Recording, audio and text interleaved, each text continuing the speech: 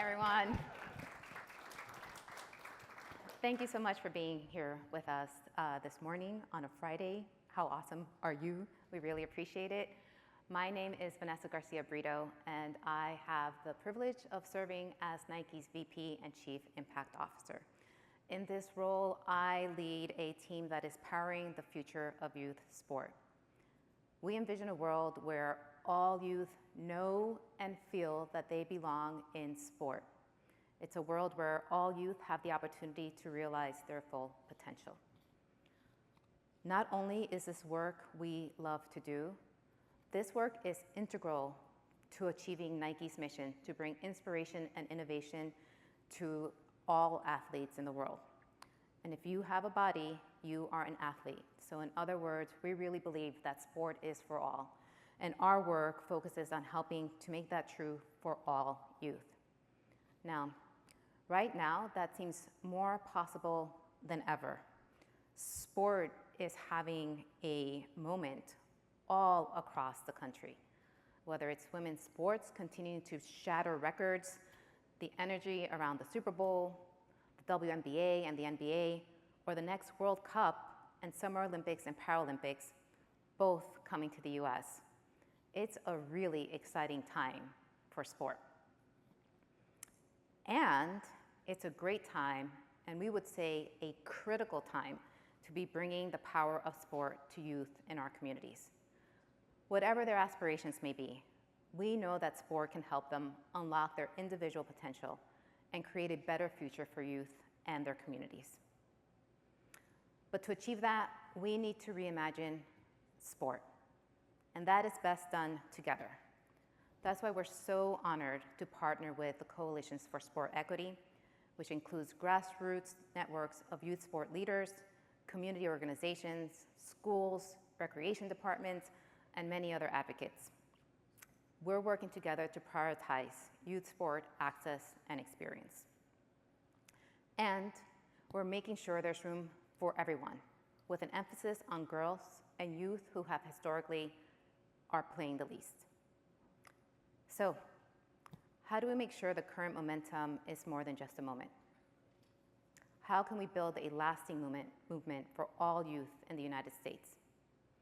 We have an amazing panel that is going to share how we can do that. And it's now my pleasure and privilege to introduce our panel moderator, Scout Bassett, Paralympian and 7-time national champion. Scout is an outstanding advocate for all athletes, and we're so grateful that she's here to moderate today's panel.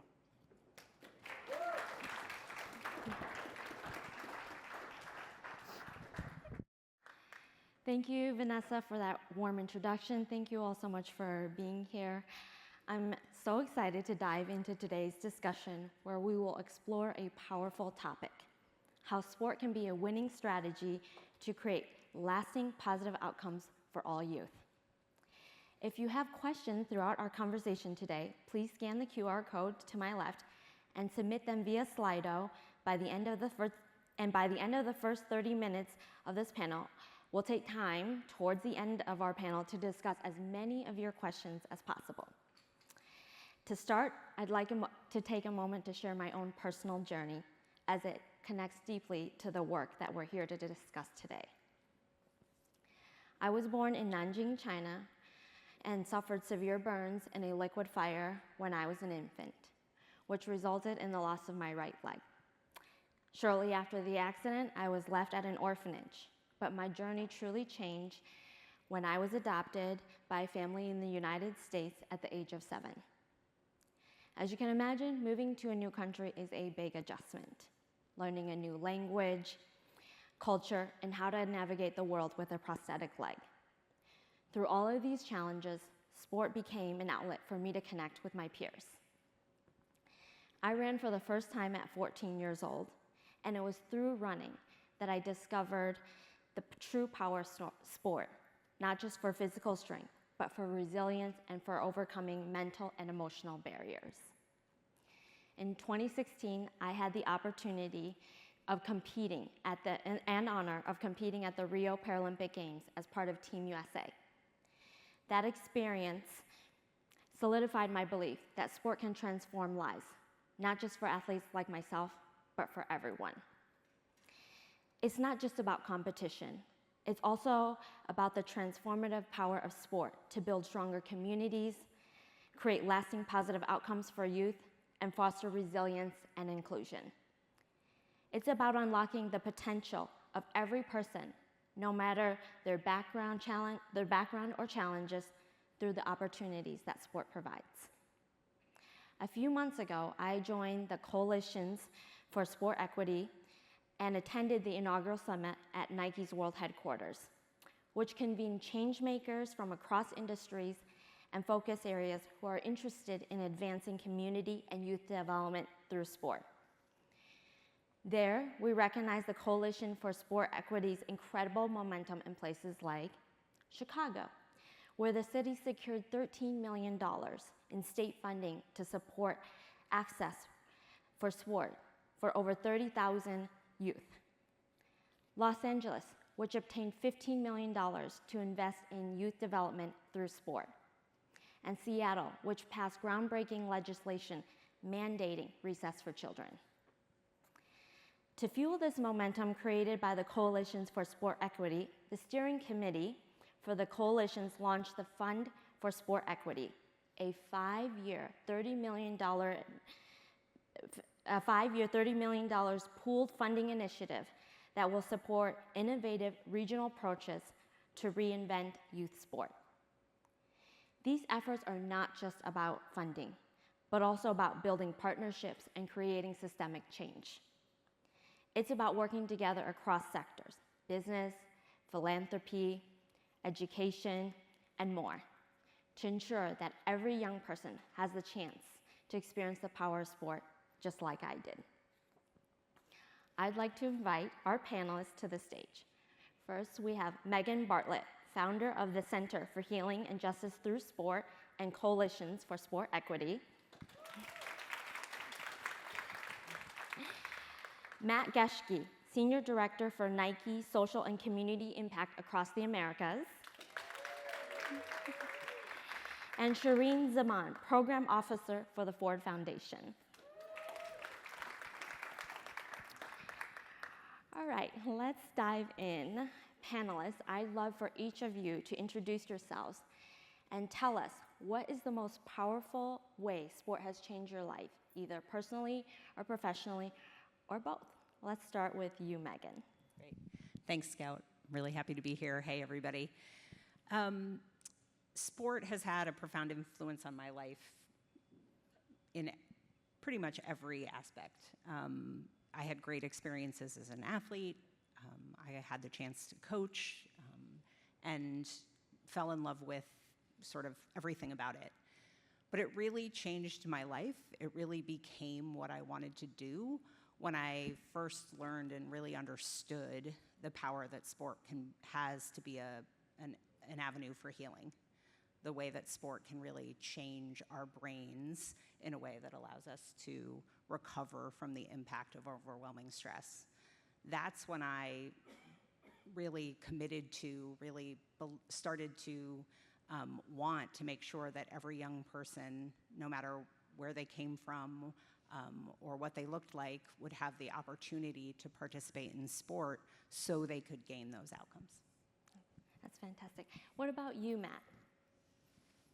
Thanks, Scott, and good morning, everybody. Happy South by Southwest kickoff. Happy to be here as well. When I think about sport, I think similar to Megan, it has been a part of my life forever, as long as I can remember. But the 90s were very influential for me.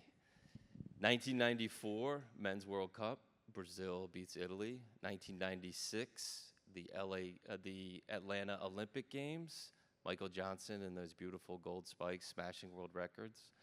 1999, the Women's World Cup, where the women's team defeated China to win the first World Cup on U.S. soil. And the reason that 99 win was so important to me, because I watched that in my grandparents' kitchen with my grandmother. Now, my grandmother grew up in a town of less than 2,000 people in a farming community. She had her first child at 19, her second child at 21. Her husband passed away tragically. She then remarried my grandfather and proceeded to have 9 more kids. So basically, she spent her life pregnant, raising children, and supporting my grandfather. She didn't play sport. She didn't talk about sport. She didn't engage in sport. But as we were together in that kitchen, just the two of us, and the game went to extra time, and then ultimately penalty kicks, and when Brandy Chastain scored, my grandmother jumped up in the air and screamed with joy and excitement. 2 things I had never seen before. 1, my grandmother jump. I mean, you think about your grandmother, not jumping. Number 2, the joy and excitement that she felt to see the women's national team win the World Cup was palpable. And I'll never forget that moment. That's great. What a powerful story. How about you, Shireen? Well, Matt, I just have to say God bless your grandma, because she basically birthed a soccer team, even if she never played. So, well, I was born and raised in Syracuse, New York, and in 2003, the men's basketball team won the NCAA championship, which was a fun and amazing experience. But fast forward about 7 months, I'm on a blind date with a guy, and the conversation is stalling. But we discover that he graduated from Syracuse University, and I grew up there, and we talked about basketball, and the rest is history. This summer we'll be celebrating our 20th wedding anniversary.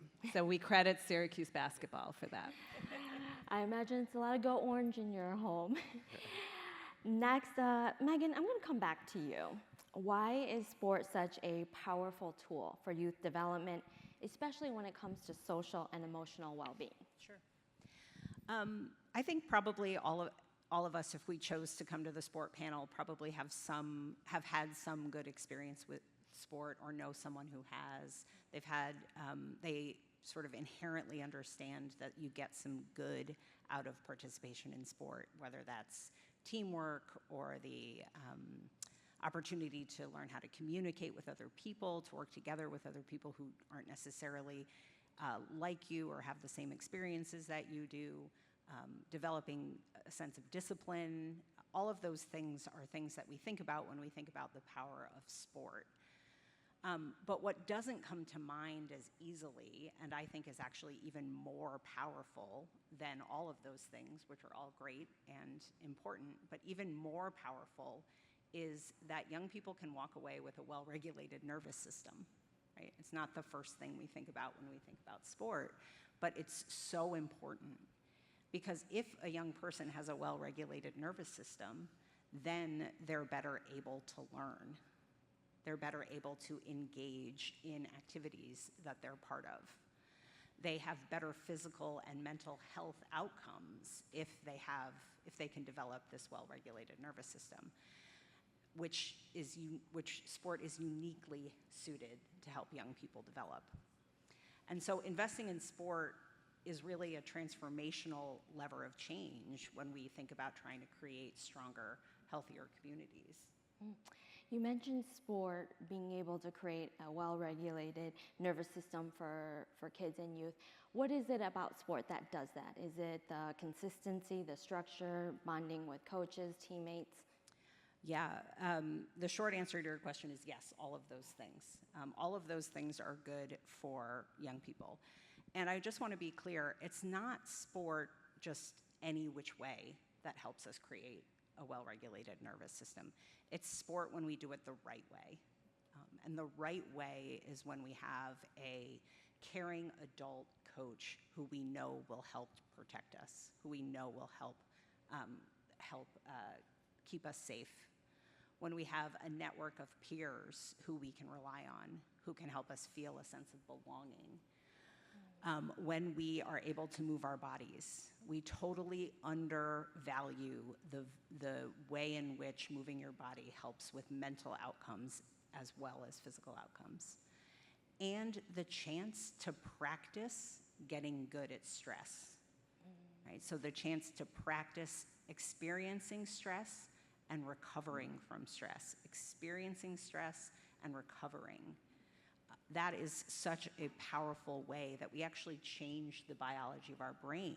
We change the biology of our brain in a way that actually, now that we've practiced on the field, we're better able to handle stress when we're not on the field. And so when we have the opportunity to combine that safety, that movement, and the sort of experience of the right kind of challenges, we walk away more resilient. That's fantastic. I love that you said that sport creates a place for belonging, and I can say that in my experience, I felt that and needed that. Matt, this one's for you. Why is Nike taking sport for kids so seriously, and how is Coalitions for Sport Equity bringing that to life? Well, I think we inherently know that it's more than just a game. That it is a proven strategy, just what Megan talked about around mental health outcomes, around introducing optimal ways for kids to learn. We know that. We know it can be brought into the youth and the community development standpoint. It fosters resilience, leadership, and supports that mental health and well-being. That's why. I mean, obviously we want the Scout Bassets of the world to continue to win and perform at the highest level, but we also know that sports should be for all. Everyone should have the opportunity to gain all the benefits that Megan just talked about. I mean, she said it literally can remap the brain because of how effective it is in helping kids regulate. But yet kids, 1 in 5 of them are not getting the physical activity they need globally. And girls are dropping out twice the rate of boys. It's very challenging for kids to have access to sport. And it still just boggles my mind why. We have a solution right in front of us.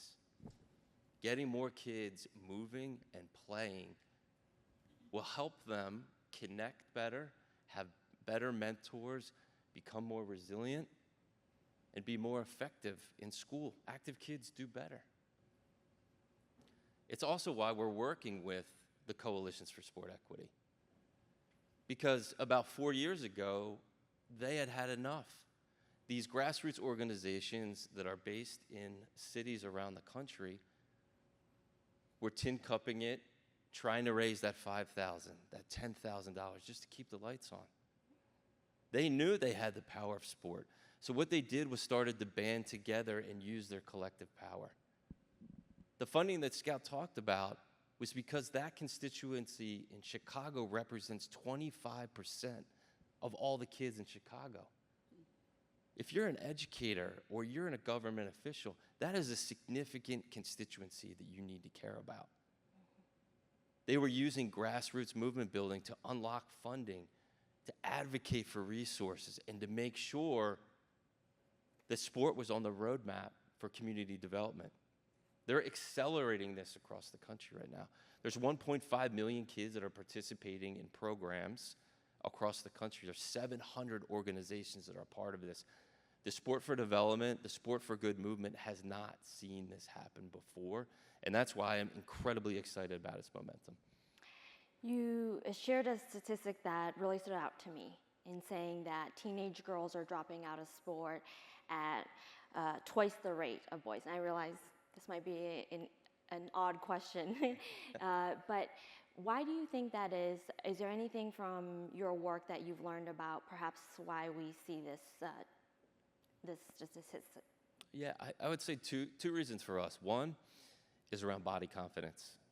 We have worked with Dove over the last couple years to develop a coach training manual to blunt a dropout rate, why teenage girls specifically, are leaving sport.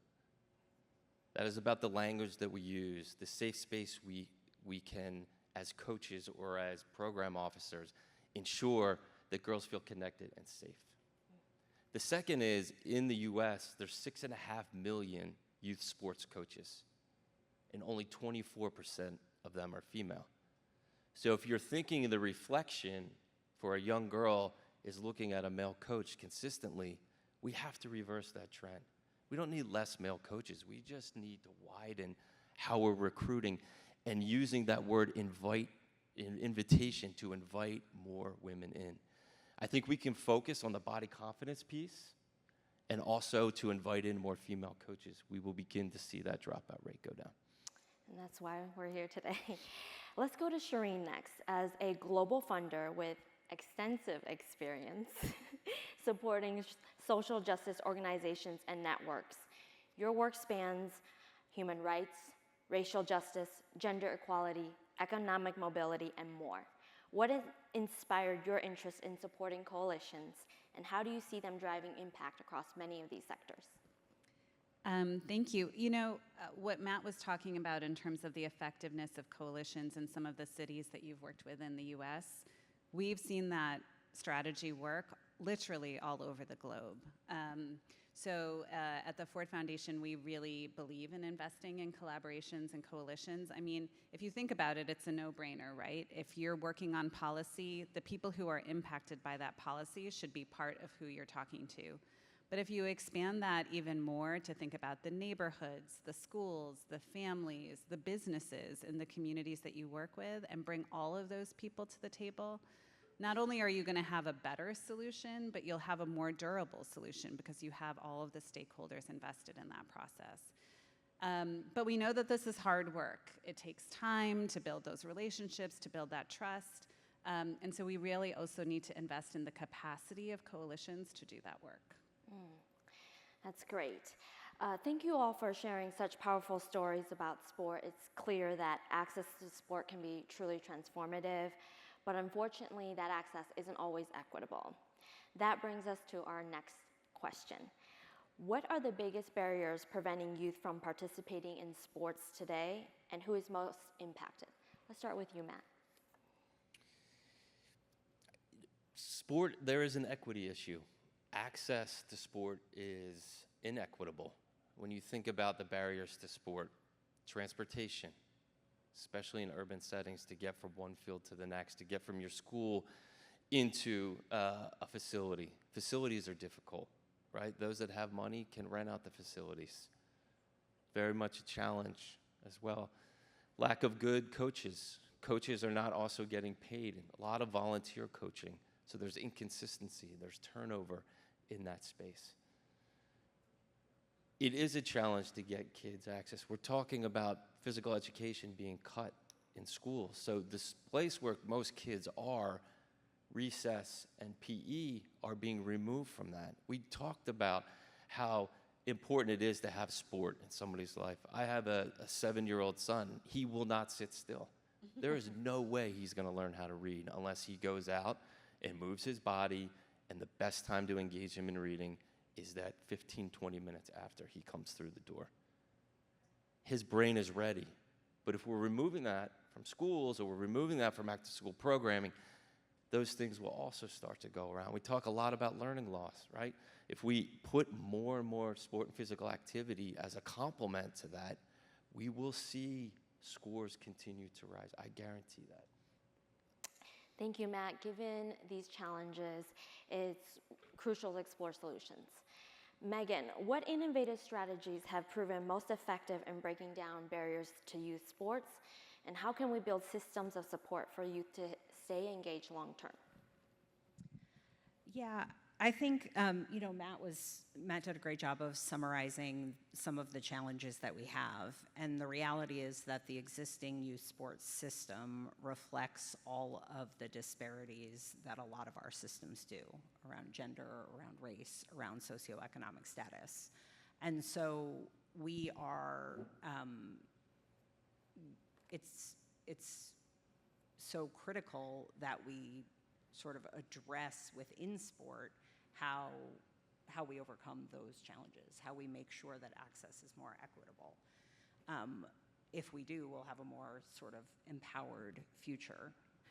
Matt started talking a little bit about girls, and I'll talk a little bit about some of the things that we've seen that work with girls.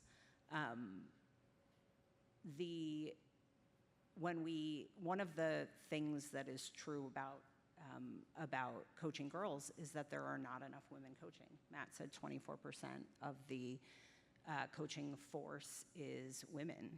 So coaching needs a makeover. It needs to reflect the a population of young people playing, or girls won't stay in the game. We know that Black and Latina girls are the least likely to play sport, and it's not a coincidence that they're also the least represented populations in coaching.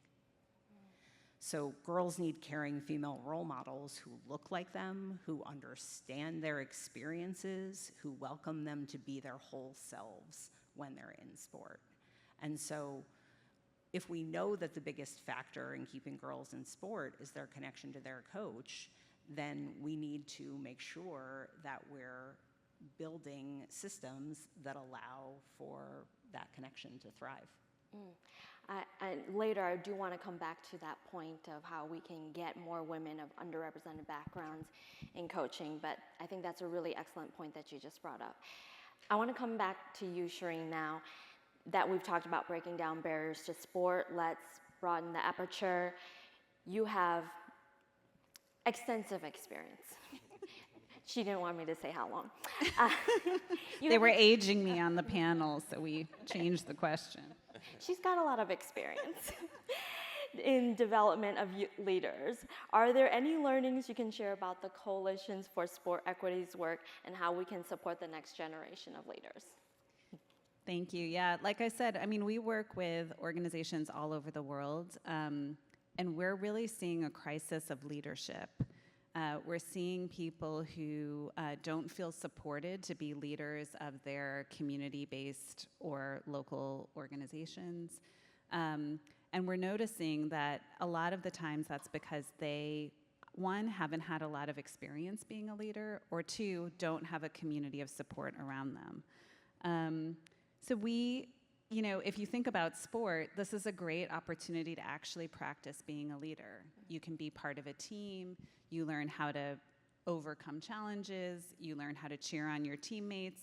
You learn that you might have a specific role that you play, but ultimately you get the chance to practice. And I think that that's such an incredible opportunity to help us develop a pipeline of leaders, is to give people the chance to really test that out as they're growing up. All excellent points here. Megan, let's come back to you. Can you share how grassroots organizations are reimagining the sport ecosystem to be more inclusive? Yeah, if we're sticking with sort of the topic of getting more girls to play and more female representation in coaching, there's a group of organizations in Philadelphia who were organized by the Philadelphia Youth Sports Collaborative to tackle this problem. They were all facing similar challenges. There were not enough girls participating in their programs. They knew they didn't have a lot of female coaches. They were struggling to recruit female coaches and girls. And so they all got together and started to think about, where are the gaps in what we're doing? How can we sort of reflect more on our own practices to think about what really will help drive a change? And maybe if we do this together, if we think about a more holistic strategy for going after, getting after having more female representation, then we'll be more effective. And they were. They started to think about recruiting moms to coach.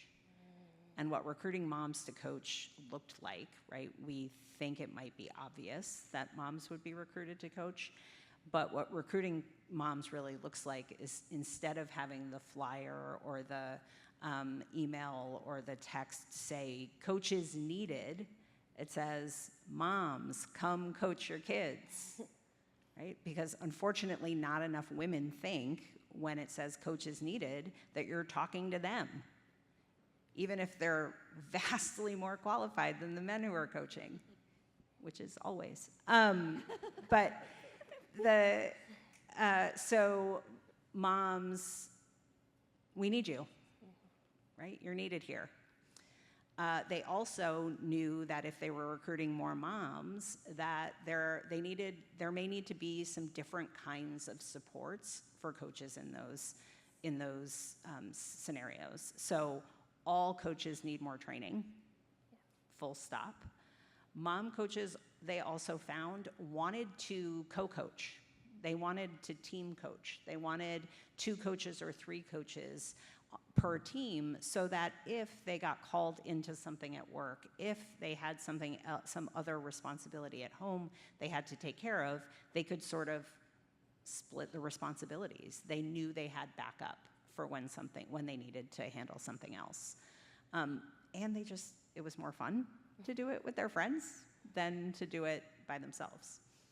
And then the last piece of that was a lot of moms had other kids that they had to take care of while they were coaching this young person. And so they started to look at, how do we schedule field spaces, gym spaces, court spaces, so that multiple girls teams are practicing at once with mom coaches, so that all the other kids are on the playground during that time, and one mom tags out and goes and watches them. Sort of really thinking about, how do we change the conditions of sport so that it caters to more female coaches. And they've so far, it's been a pretty small pilot so far, but it's been working. They've had significantly more female coaches come out and more girls participating. So it really is thinking not just about doing, sort of continuing to do more of the same, but what will really make a difference in terms of the population we want to bring in. I think that is a great model in Philly that you just talked about that can really be replicated anywhere across this country. Grassroots organizations are driving change at the community level, yet scaling access to sport requires collaboration across sectors. Matt, I'd love to hear your thoughts on this. What role do businesses, nonprofits, and governments play in scaling access to sport? Yeah, I think it's pretty clear that no single entity can do it on its own. I mean, we have not worked with this group of collaborative that have wanted to be this collaborative in a long time. And when you think about government's role, community role, business role, all of us have a role to play in that, because we want a thriving, healthy community. I mean, ultimately, we're all after the same thing. And we want that to be sustainable. I mean, in the nonprofit space, we see opportunities where there's funding that comes in, things expand, and then the funding leaves, and things are contracted. So how do we design this in a way that will be future-proofed, so that it gets written into a government budget and held there for a long time, not relying on a corporation or funding that may or may not be there, but is truly part of the offense when it comes to thriving communities. And this is what we're learning. It's also a direct belief for us at Nike. Nike was founded on a relationship between a coach and an athlete. So it's in our DNA. We understand, and it's part of what we obsess about every day. How do we make each other better? How do we collaborate as a team? Because ultimately, this is the team sport that we're all trying to win. In 2012, we released a global framework called Design to Move, which was focused on the physical inactivity crisis globally. We had partners from across the world come in and design this with us that had 2 specific asks. One was, what can you do to contribute globally? And the second was, what can you do in your local community? We learned a lot from that. We took that strategy and we started to implement it. We built out a portfolio of nonprofit partners in cities across the globe, and we went deep in those communities using insights and research to truly understand what were those barriers to unlocking sport. We work in Watson and Boyle Heights, like literally neighborhood to neighborhood, to make sure we're pulling these groups together. We're supporting them financially, but they're also bringing their intelligence and their resources together to align around clear goals and objectives. There's no infighting, there's no ego, because they all want the same in Boyle Heights, more access for kids. Because of that momentum, then we hooked in with the Coalitions for Sport Equity, and we begun to gain momentum. Other funders are starting to come with us. Private foundations like the Susan Crown Exchange are investing in coaching and capacity building. We have real momentum right now. And if you are a funder in this room or you work in a government entity, sport needs to be part of your solution. If you want community safety or violence reduction, sport can do that for you. If you want positive mental health outcomes to blunt the crisis we have for our youth, sport can play a part of that. If you want economic empowerment in your communities, sport should be part of that solution. So many times we think about sport as competitive, pay to play, elite. Throw that out the window. Like, that is a small subset of what this is. Sport needs to be part of that overall solution that will drive deep and meaningful change in our communities. We've learned a ton, but we got a long way to go, and excited about the momentum that we have. Thank you, Matt. Those are great examples of how businesses, governments, nonprofits are working together to scale access to sport. But now I'd like to go and discuss how partnerships can fuel this work. Shireen, in your experience, how do partnerships between funders and grassroots organizations enhance the long-term success of initiatives, and how can collaborative funding scale impact? So just to be clear, Matt and Megan also have a lot of experience, right? Yes, they do. We really believe that funders are most effective when they collaborate with communities, align with each other, but also align across the sectors that we've been talking about. I think picking up on some of the principles Matt was sharing, this is where we really think that relationship and trust building come into play. It's sort of, how do you do this, really, and collaborate? So one of the things that we think a lot about and have really transformed our own giving is to think about long-term and flexible support. So most nonprofits want to have a trajectory so they know how to plan for the future. They can hire staff and know that they can pay their salaries for 2 or 3 or even 5 years. And what we do is take a serious investment in the organizational capacity. So I am part of the Build program at the Ford Foundation, and we do a lot of work. We fund the sort of overhead and not so sexy costs of what it takes to run an organization, but we know that that's what it takes for that organization to be effective over the long term and to be able to really work in coalition with other organizations too. I have a follow-up for you on that. Can you share perhaps a specific example in your work that could translate or be applicable to perhaps somebody here in this audience? Yeah, I mean, I think we see how important it is to be able to pivot. We live in a time where it's very unpredictable. I mean, just a few months ago, we had the fires in LA. For the organizations that had flexible funding, they were able to pivot and able to respond to the needs in their communities. We funded a lot of organizations through the COVID crisis, and because they had flexible funding and long-term support from us, they didn't have to come to us to ask, can we use this funding for laptops, or can we use this funding to move our program online? They were able to just meet the needs of their communities and be sort of connected to that right away. I love that, the idea of supporting to be able to pivot or to be able to adapt to whatever is going on or whatever the needs might be. Thank you all for your incredible, valuable insights. As we near the end of today's discussion, it's clear that the journey toward the future of youth sport is one that needs to be inclusive and invite all youth in. And it requires all of us to be part of the solution. To close out, I'd like to hear a final thought from each of you. What gives you hope for the future? What's one action you'd encourage the audience, whether they're funders, advocates, community leaders, parents, or empowered adults who care about the well-being of youth in their communities, to take away after today's discussion? Let's start with Megan. Yeah, I think there's so much that gives me hope. And I think really it's about not accepting sport the way that it is. The sport system doesn't have to look the way that it does. It doesn't have to be that competitive. overly competitive, elite, pay-to-play model.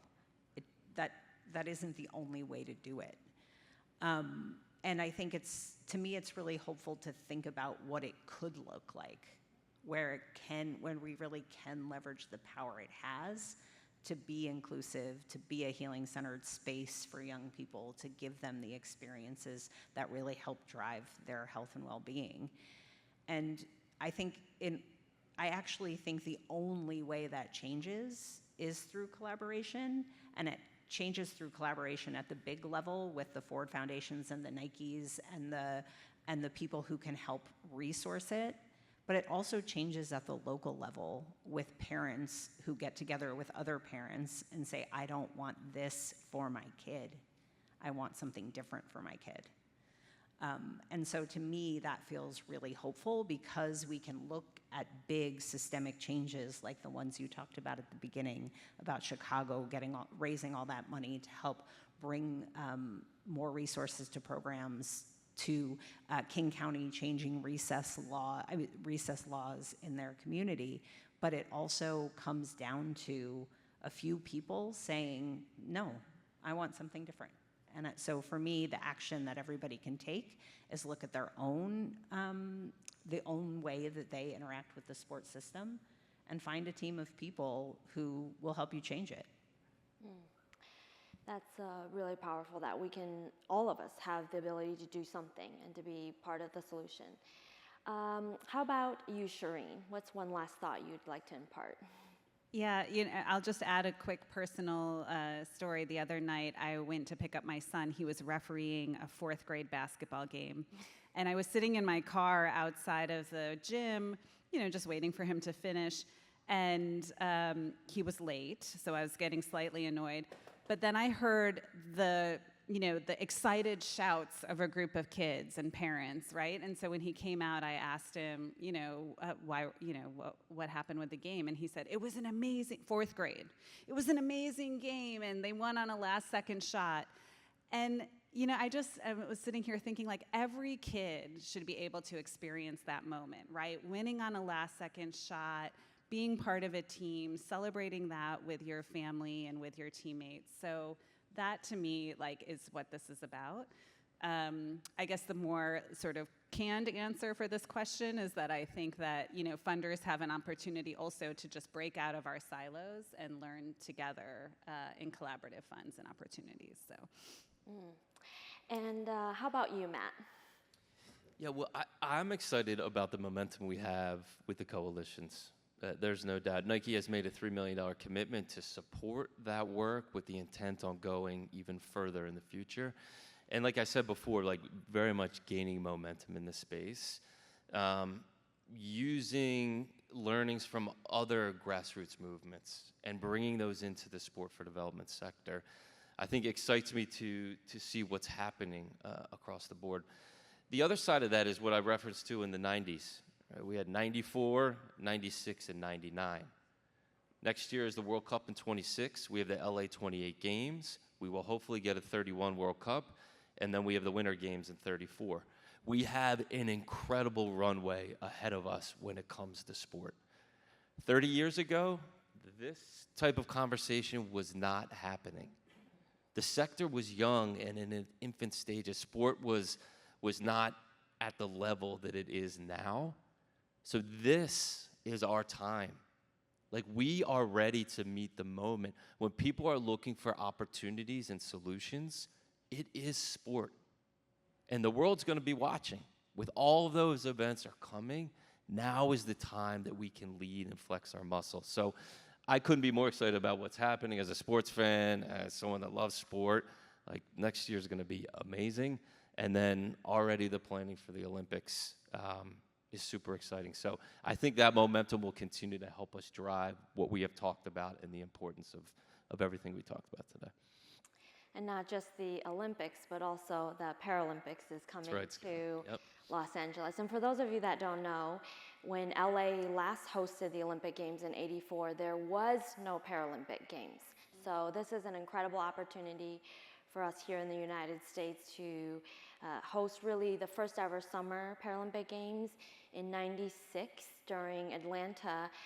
Paralympic events and sports were part of the Olympics, but only as exhibition events. So not as what we today know as the modern Paralympic Games with medals. And so I'm really, really excited about that and hope that you all tune in for that.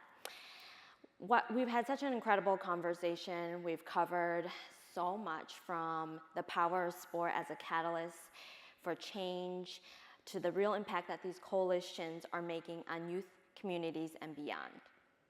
Throughout the discussion, we've been gathering your questions, and now it's time for our first question.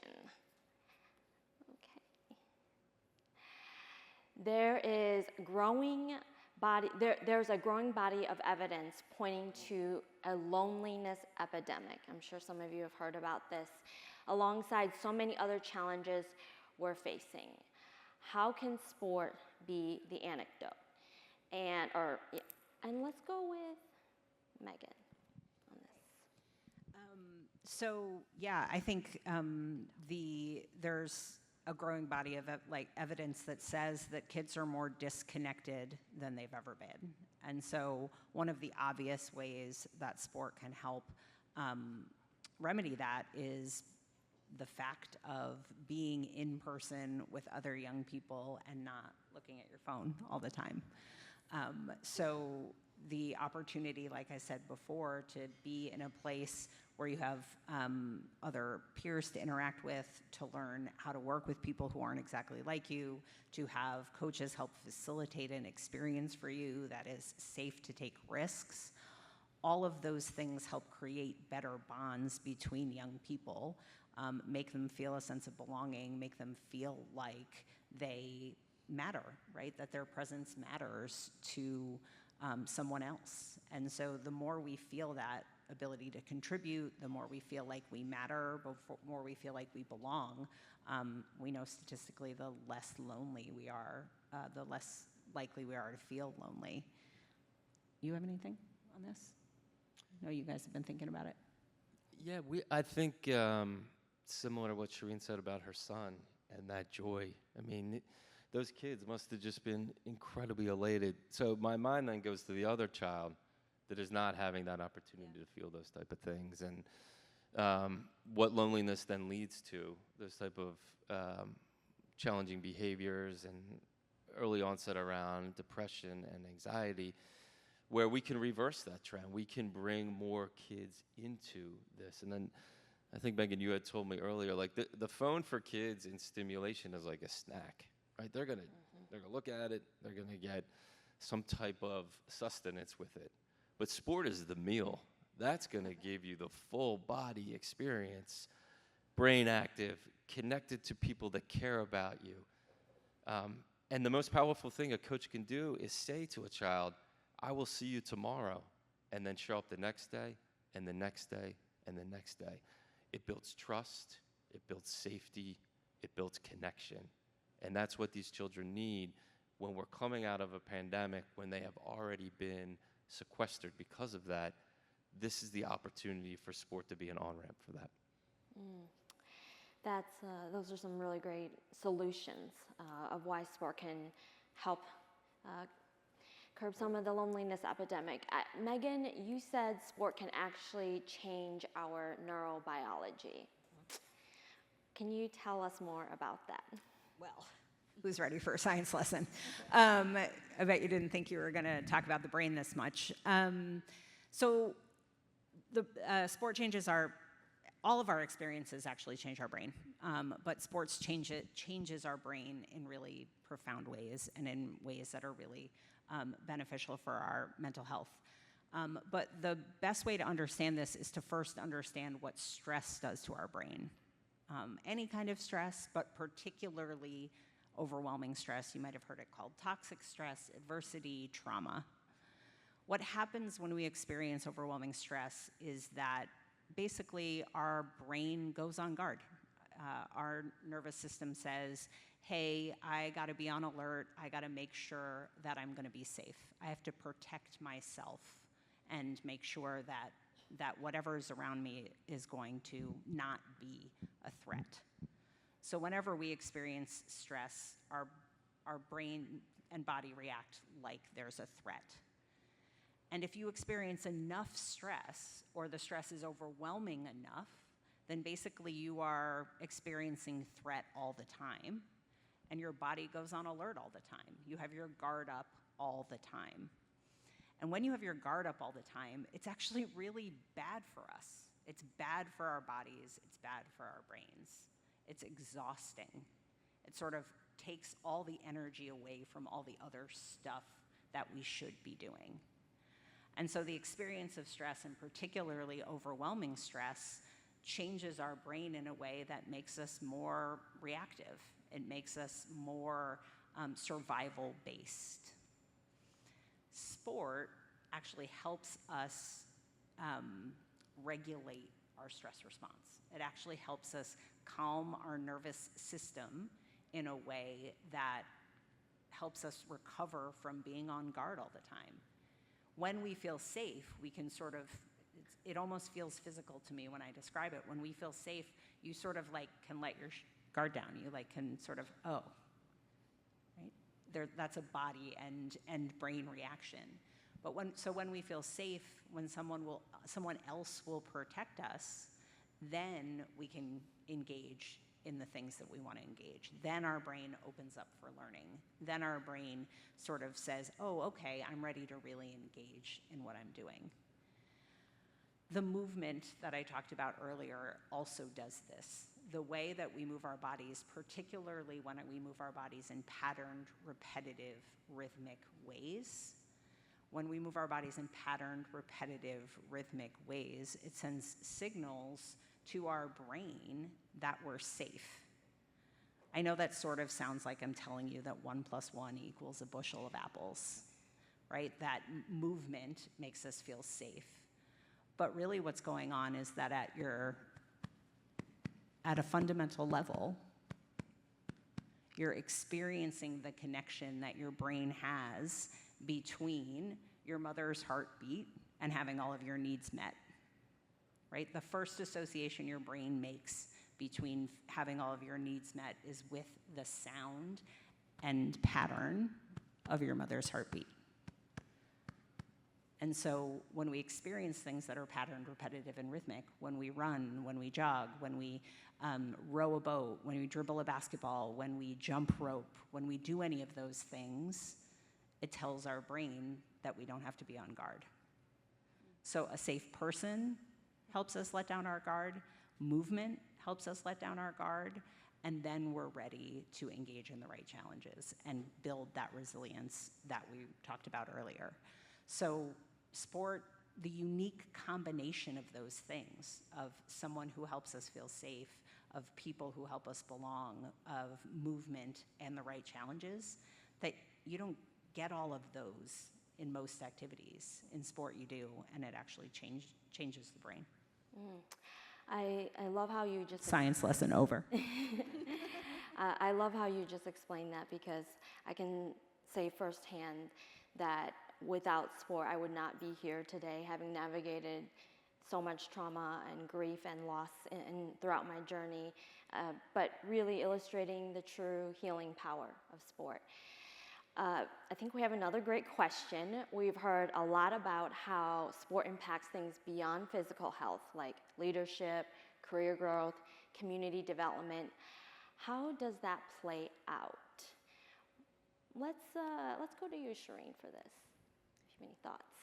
Yeah, I mean, I think I shared some of my thoughts about this earlier, just really seeing that there are opportunities to bring communities together around sport. Like, I was talking about the basketball game that we experienced, but also to just have people have the chance to experiment with new things, to become leaders in their own way, to figure out how to play together as a team. I mean, those are things that I think sometimes are undervalued when we think about leadership or even our professional lives. But, we find that people who have been able to experience and practice that, like in sports, are ultimately more successful. I think those are some great examples in the work that you've done. But how about you, Matt? Do you have any thoughts on this particular question? For us, we are very focused on that pathway, the coaching pathway for women. So thinking about 16, 17-year-olds who are now starting to time out, playing competitively and moving them into a coaching pathway. So working with groups like the U.S. Soccer Federation as they increase the invitation in of more female coaches and administrators and referees, we have to start that pipeline somewhere so that when we think about somebody's career development, we're credentialing them, we're scholarshiping them in, we're giving them opportunities to then grow their competitive edge as sport continues to expand and the business of sport continues to grow. When Vanessa talked about this in the open, you think about the WNBA and the growth of WNBA over the last 2 years. The contract that the NWSL just signed was 10x what they first signed. There's going to be amazing amount of opportunities. Women's flag football is an Olympic sport in the Olympics in 28 in LA.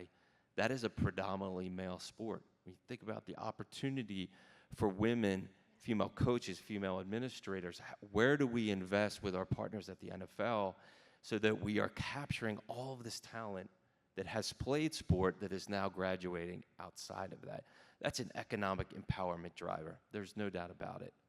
That's a leadership development opportunity.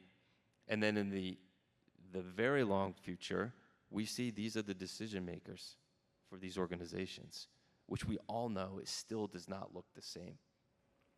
These are the opportunities we're trying to get and capture 16, 17, 18-year-olds, and we feel like sport is a significant accelerator when it comes to that.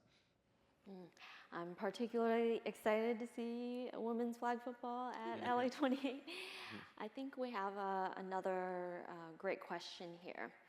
How can we address systemic barriers for youth of color?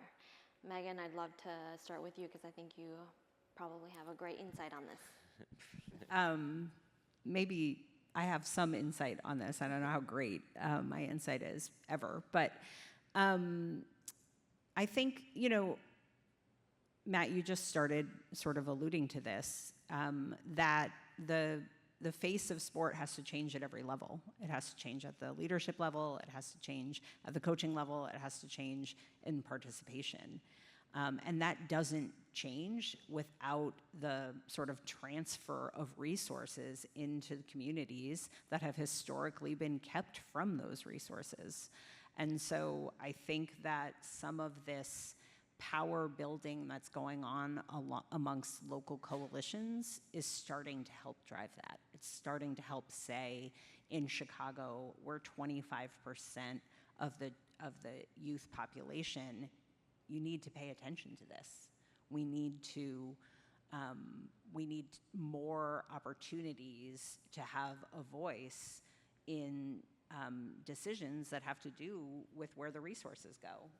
And so coalitions as a strategy, as a collective action, as a local advocacy tool, I think are part of that for sure. But those, where they're trying to make change needs to happen, sort of up and down the system. Shireen, as a funder at the Ford Foundation, are there particular organizations or programs that you've seen that are helping to address this very issue of really creating systemic change for youth of color in sport? So I guess what I would say is maybe bringing back to what we were talking about before, the power of coalitions. I don't think we can expect any one organization to do this on their own. And when we think about especially systemic barriers, you're right, Megan, I think we have to focus on where the funding is going, but we also have to think about policy change. We need to think about training. There's so many different aspects, so that's why I think actually the power of coalitions is so important when we think about addressing systemic issues. That is good. Do we have one more question, I think? Okay. All right, maybe we'll end on this one. What extra help could you get to increase the impact of these coalitions? Where from other organizations in the sports industry? What do you think, Matt? I love this question. We held a convening at Nike's world headquarters in the middle of January. And the focus of the attendees was half that have focused in the sports sector. So Dick's Sporting Goods, the NBA, Arthur Blank Foundation, EA Sport, those that have been in this space before. The other half were those who had never funded sport before.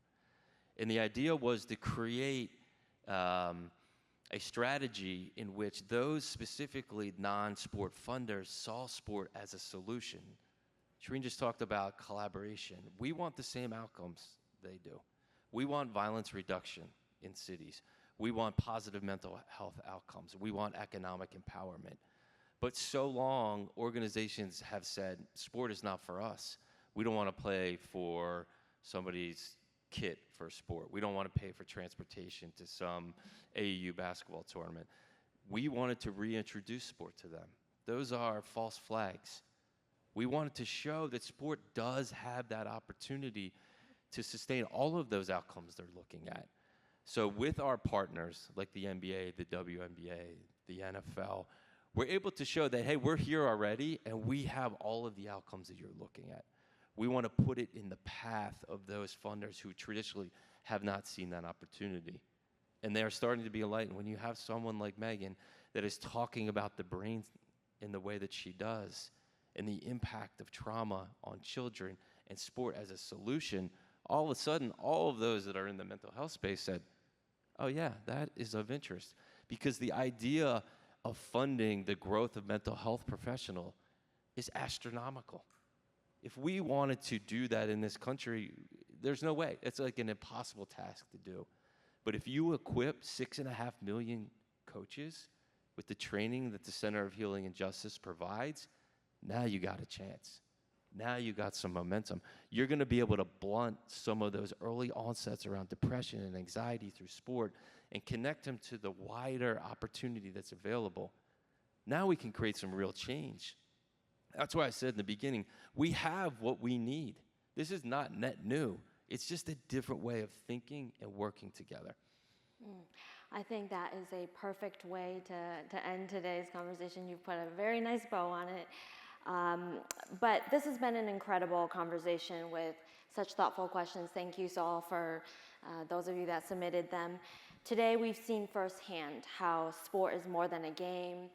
It's a powerful driver of youth development and stronger communities. But the work doesn't stop here. Whether you're a grant maker, a business leader, a community advocate, or simply someone who believes in the power of sport to unite and help youth reach their potential, there's a role for you, as Matt just said. And you can learn about the coalitions for sport equity by scanning the QR code here to the left. We'd love for you to do that and join us in the work that we're doing. And with that, just please join me in thanking Vanessa and our incredible panelists. Thank you all so much for being here today.